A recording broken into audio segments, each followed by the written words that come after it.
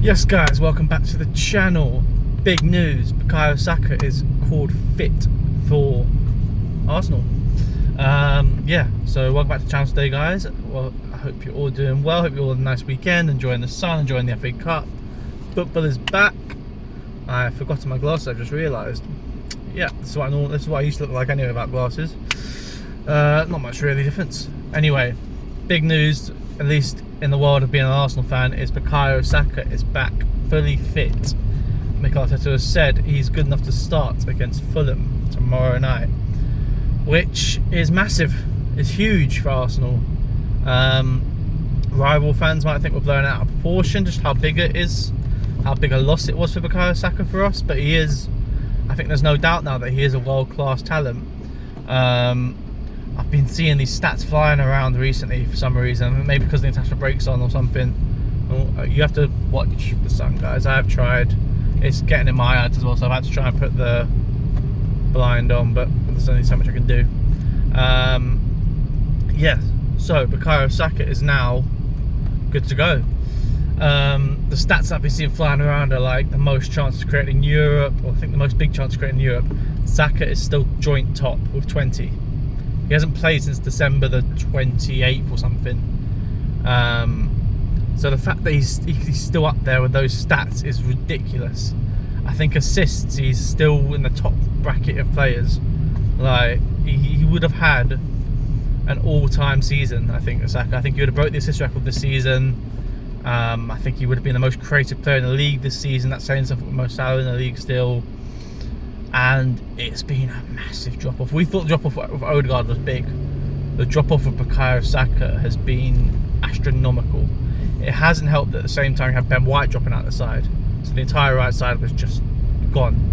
But Saka being back just in time for Real Madrid could be absolutely massive for our season. Because at the end of the day, our season is almost over.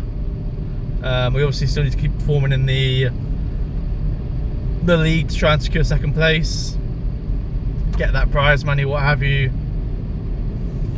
But realistically, our season is hinging on the Real Madrid games.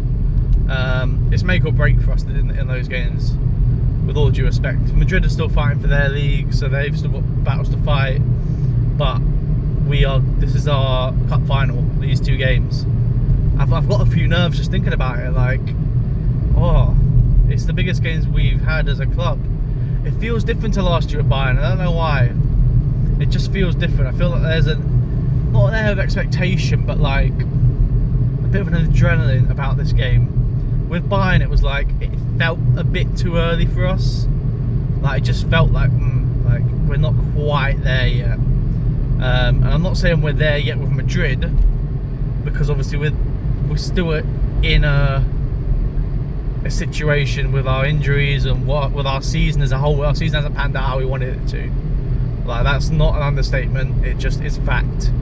We would have wanted to compete for the title as a minimum, and we haven't really done that. So I think it's a real test this for us. It's a real test for Mikel Arteta as well. I think there's going to be a lot of eyes on him, what he does, how much he prioritises that over the league. If I'm Mikel Arteta, I'm seeing Bukayo Saka fit, I'm not starting him for these next two games. So obviously we've got Fulham tomorrow night, and then we've got a game on the weekend as well. I am not starting him for either of them, if I'm being honest. I'd give him what I'd do. I would give him 30 minutes, 35 minutes against Fulham. Give him 45 against I forget who we're playing on the weekend. Give him 45 on the weekend, and then he should be good to go for a start against Real Madrid. You want to keep him as fresh as possible, I think. You don't even want to risk it with the hamstring. So if you can tease him back, because the last thing we want is him to break down again. Like, when I say our season is riding on these games, our season is essentially riding on Bukayo Saka now. That's not putting pressure on him. He's obviously never going to see this video. But the weight of expectation on this kid's shoulders is massive. The whole fan base basically just been waiting for him to come back. I've said it numerous times about Saka. We're just waiting for him. Like, we're willing for him to get back. I don't know what it is with Saka. It's just it's the first one of our own we've had in so long, and especially a forward. Like, we never create our own forwards that stay with the club the whole time. So I think there's such an attachment with the club, and it like genuinely, when we see his back foot, it's like, oh my god, yes, we have a chance. I thought we'd be more touch and go with it, but it looks like he's fully fit now. What does that mean then? So obviously we've got Madrid next week, first leg, and then the following week afterwards I think is the second leg, and essentially it's boom or bust for us. Like, it's, if we wimp out of the Champions League, it will ultimately sum up our season as being a bit of a failure. It's a tricky test, but there's a chance that Madrid also miss out with some players apparently. I've seen speculation that Atletico Madrid have obviously put in a complaint or something to UEFA about Real Madrid's players' conduct after the games, and I think it's Rudiger, Mbappe, Vinicius, I can't remember the fourth player, their conduct basically with how they won the game or whatever afterwards. And there's actually a potential for a ban in place for these players if they're found guilty, and apparently Atletico are pushing for this to be put through quick before the Arsenal tie. So if you had that come in our favour, I'd have a lot more confidence. But there's a Real Madrid, listen, like, they're going to have superstars playing, even if Vinicius isn't playing. They'll have Brahim Diaz to come in, who's obviously not the same level, but he's still a very good player you would have to worry about. So yeah, I think no matter what Team Madrid put out, it's going to be a strong team. They're going to be up for it, and it's something our players are going to have to deal with. I think the pressure of going to that Bernabeu, I think having Saka there will be such a confidence boost for our players. At home, I'd back us against anyone, but at the Bernabeu, you hear it from players, ex-players all the time, it's just a different experience. Like, you go there and all of a sudden the pressure just goes boom, and then you just shrink. But Saka isn't a player that shrinks under these pressures. So I think you'll see him like puff his chest out, step up, and I think you're going to see him have two very good games now. I think he's buzzing to get back into it, and I can't wait to see him back. I think the fans are waiting. I can't wait to see him back. And like I said, I think that the confidence he brings to that team as well. Like, Ranieri's done a great job out wide, don't get me wrong, but it's a different ball game with Saka. Like, he is of the world-class nature already. The difference he makes to our team is insurmountable. But it's like if Salah's out injured for Liverpool, it's of that nature. It's like if Haaland was suddenly out injured for Man City. Like, the drop-off and the confidence the team loses. It reminds me a bit of Salah with his first season at Liverpool. As soon as he was out injured in that cup final, he was like, yeah, well, they're not winning it, are they? It gives me that same vibe. But what does it mean for Ranieri is my only concern with it. Like, I was obviously really happy Saka was back fit, and I thought about it and I was like, what's Arteta going to do? And when I say it's going to be a test for Arteta now, not just in terms of how he manages his injury, but in terms of what he does with the team now. Does he keep Mourinho up front? He's obviously got a couple of the goals here and there now. Oh, sorry. But if you look at our general play, it's not of the nature of a team that will go on and beat Real Madrid over two legs. Like, we are not playing well enough to do that with Mourinho up front. So I think it could be the perfect opportunity now. You've got 2 games. Essentially, you've got 2 games to try and find something to fit Ranieri, Saka, Odegaard in the same team. I think you have to get these guys in the team. Like, you don't really have much of a choice. You have to get Odegaard and Saka in, which is easy enough. But Ranieri is the one where I look at it and I go, oh, just give me him in the team, please. I think a front three of Ranieri in the false 9, Saka, Martinelli on that left-hand side. I don't necessarily believe Martinelli's obviously in the best form right now, but I would take him over Trossard to start, just to run around defenders. Give him a run around a bit, you know, make them tired, and then bring Trossard on when there's a bit, the defenders have tired legs. But I want to see Ranieri. I've called for it. I've been calling for it since I started this channel, basically, to give Ranieri that false 9 role and just see what he can do. Like, what have we got to lose realistically? I think ideally, sorry guys, ideally you could have had Raheem Sterling in that role. I think that was probably the plan at one point, to have him to cover. Obviously that hasn't worked. So yeah, it's gonna be it's gonna be a test for Arteta, I think, because if he goes negative against Madrid, I don't know how good a result he gets against. Oh, you can get back to them there. I don't know how good a result he gets against them. I would love to say he's gonna go out and, you know, go after Madrid. I don't know if that's the case. I just don't know. I think at home we have to. We cannot sit in at home. I think you have to go after the Madrid in the home leg. They have world-class players all over the pitch, but you have to try and get at them.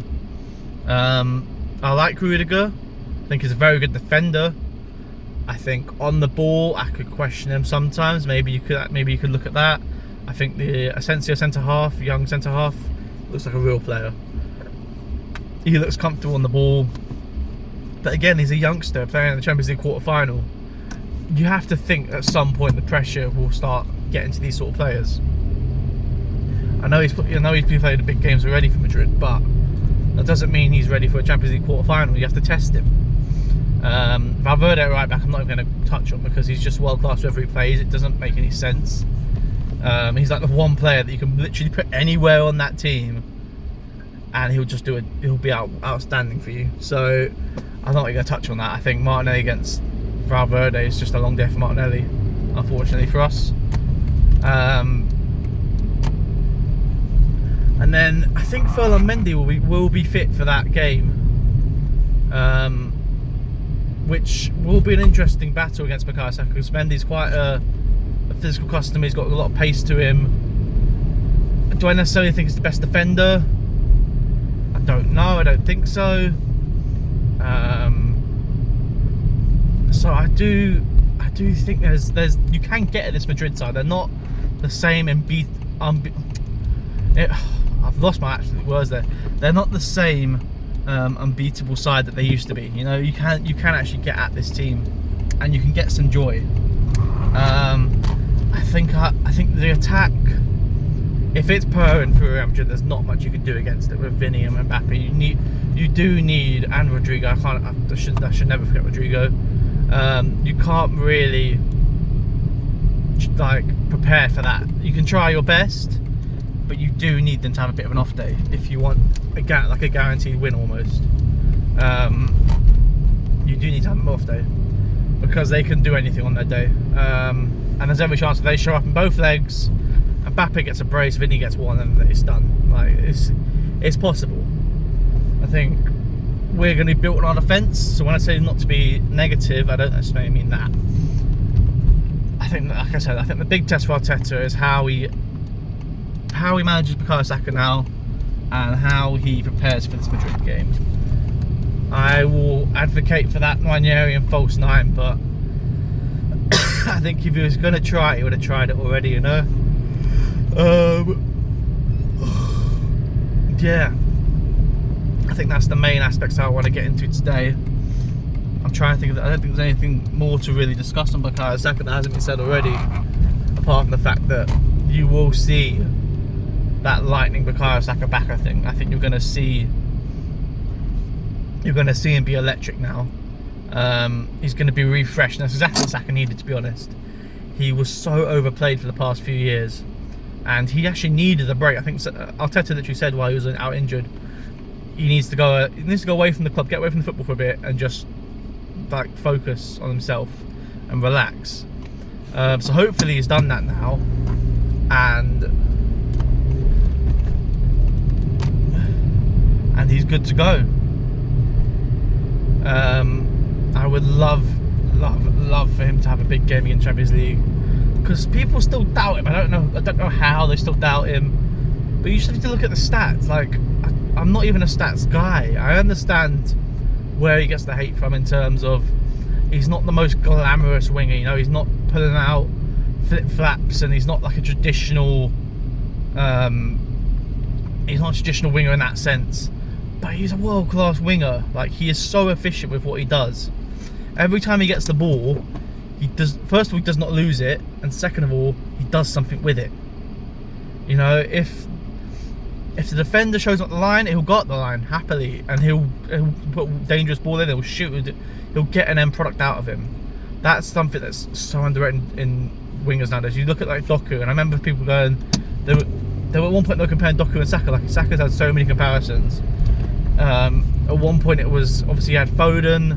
I think he almost shut the haters up with Foden one. But obviously he's had Foden, he's had Grealish, he's had Doku, I think Savio at the start of this season. Fucking hell, Jesus Christ. Sorry, people were just crossing the road stupidly in London. What was I saying? Yeah, Doku is a fantastic winger in terms of his dribbling ability and beating a man for pace or whatever. Like, he's got all the tricks in the bag, but his end product isn't there. And I think that's what Pep was hoping to get out of him at City, and he just hasn't managed to do it. So I think that's the other thing that Saka has to his game, which you can't. It's hard to develop. Wingers can develop an end product, don't get me wrong, but if you've got it at a young age and the right decision making, you're gonna go to the very top.